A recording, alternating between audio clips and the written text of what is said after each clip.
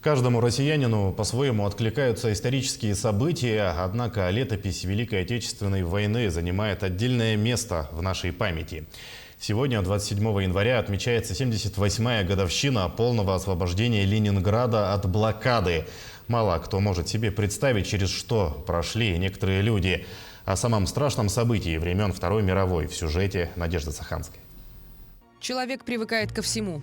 К опасностям, одиночеству, разочарованиям. Даже суровые северные условия со временем человек переносит легче. Единственное, к чему он никогда не привыкнет, это к чувству голода. За годы блокады Ленинграда по разным источникам погибло от 700 тысяч до 1,5 миллиона человек. И лишь 2–3% из этого количества погибли при бомбардировках и артобстрелах. Остальные умерли от голода. Уникальный пример. Такого нет в истории, чтобы такой большой город держался почти 3 года в условиях блокады и вышел победителем. Это были те самые испытания, при которых было легче умереть, чем остаться жить. Не стоит забывать и о якутянах, которые также были участниками тех мрачных событий.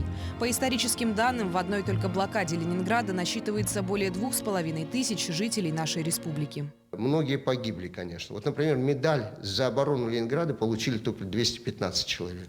Несмотря ни на что, Ленинград не сдавался. Ковали победу все, и даже в таких суровых условиях. Его жители и руководство делали тогда все возможное, чтобы жить и продолжать бороться.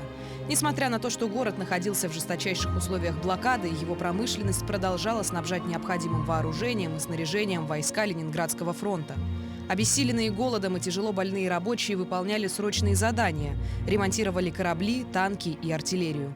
И даже финская газета писала, что Ленинград подобен руке, сжимающей горло рвущегося на восток немецкого солдата.